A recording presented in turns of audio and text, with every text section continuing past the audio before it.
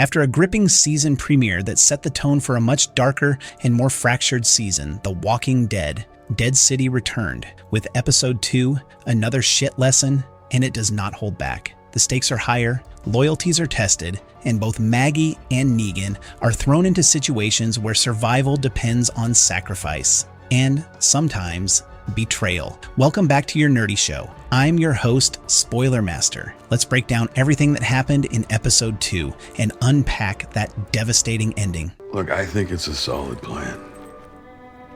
I do. It'll knock out the ship. Negan finds a quiet moment, then loses his only friend. The episode opens with a surprisingly quiet moment. Negan locked in an open cell, sitting alone. For once, he's not performing, not scheming, just broken. But then comes Victor, the soft-spoken violinist introduced in episode 1. He sits beside Negan and begins to play, offering a moment of calm in the chaos. It's brief, but meaningful. It reminds us that even people like Negan need connection, though as we learn by the end, that vulnerability comes at a cost. Meanwhile, Maggie is with New Babylon's forces, trying desperately to steer them away from a suicide mission. She knows the Croat, she knows how he operates, and she's certain their plan to approach the city by ferry is going to end in disaster. But her warnings fall on deaf ears. Major Lucia Narvaez, cold, aggressive, and overly confident, refuses to take Maggie seriously. Colonel Pearlie Armstrong, however, seems willing to listen. He knows Maggie's instincts are good, but he's still bound by protocol.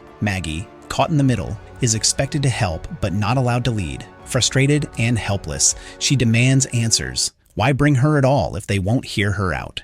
The seal must be thirsty, no?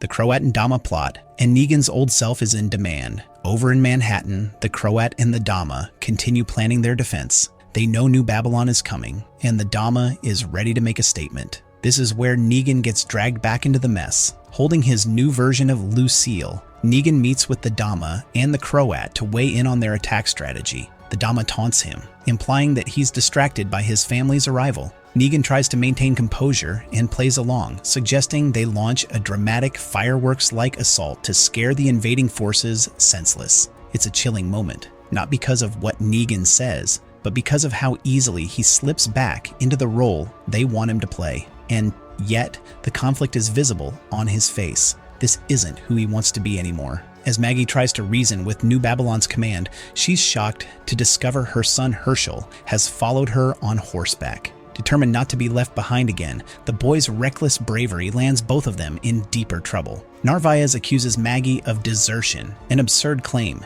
and orders her and Herschel imprisoned below deck on the ferry. Maggie is livid. She punches Narvaez in the face, making it clear she won't be intimidated, but the result is worse. She and Herschel are now viewed as enemies, not allies. Boom.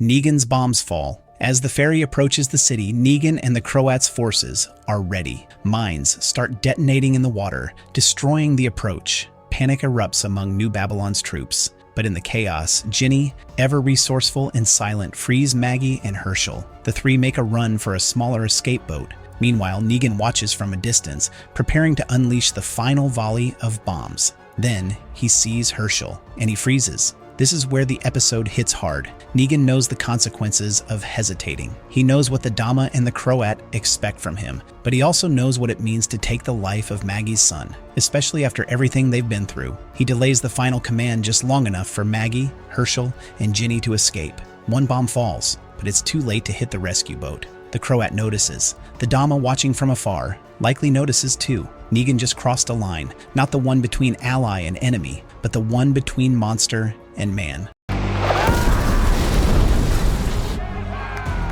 The Dama's revenge. Back at the Dama's church headquarters, the fallout begins. The Dama is triumphant. New Babylon has been pushed back, but she's also perceptive. She knows someone was spared during the attack, and she suspects Negan. She confronts him, and Victor, kind, innocent Victor, walks in at the worst possible time. The Dama asks him to play his violin. He plays beautifully, unaware that the performance is his last. Negan begs her not to hurt Victor. He lies, saying he was trying to save a random kid, but the Dama isn't fooled. As the music stops, she smiles, and then jams a pen into Victor's neck. It's a brutal reminder. Every life spared has a price. Negan tried to hold on to a shred of humanity. In return, he loses the one person who gave him peace. They asked because a violin was found at your station. Maggie's group escapes, but the future looks grim back with the ferry survivors. Maggie leads them into hiding in Manhattan's ruins. As the group regroups in an alley, engines are heard approaching. There's no time to rest.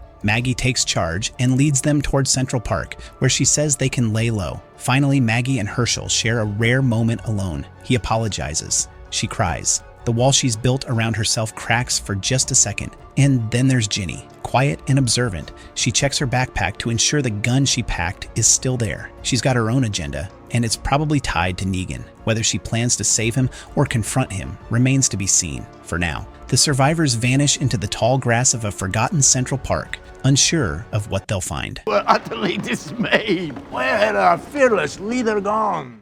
Episode 2, Ending Explained, Sacrifice, Power, and the Cost of Change. The ending of Another Shit Lesson drives home one of the series' core themes. You can try to change, but the world doesn't forget who you were. Negan's hesitation cost Victor his life, but it also protected Herschel. He's no longer the unfeeling brute who once ruled with fear, but becoming a better man means being manipulated by those who still see him as a weapon. For Maggie, this episode cements her as a leader again. She's no longer blindly driven by revenge. She's protecting people, calling the shots, and showing real emotional vulnerability with Herschel. And yet, she's still being ignored by military leaders who underestimate her until the moment they realize she was right all along. As for New Babylon, their performance as a military force continues to fall apart. Narvaez's overconfidence, Bird's indecision, and their failure to listen nearly cost them everything. What's left of them now must follow Maggie or die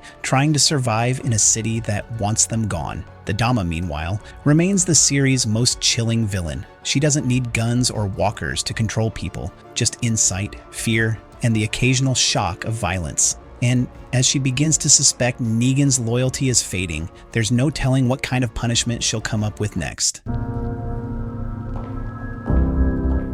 Our nerdy thoughts. The stage is set for a major confrontation. Maggie, Herschel, and the survivors are deep in the heart of a booby-trapped Manhattan. Ginny's carrying a gun and a mission. Negan is cracking under pressure. And the Dama? She's playing a long game, and she's always 5 steps ahead. One thing's for sure, in this city, survival isn't about strength. It's about the choices you make. And every choice, no matter how small, has consequences. Thanks for watching. If you're enjoying Dead City Season 2 as much as we are, don't forget to like, comment, and subscribe for more recaps, theories, and breakdowns every week. Until next time, stay safe out there and watch your back in Manhattan.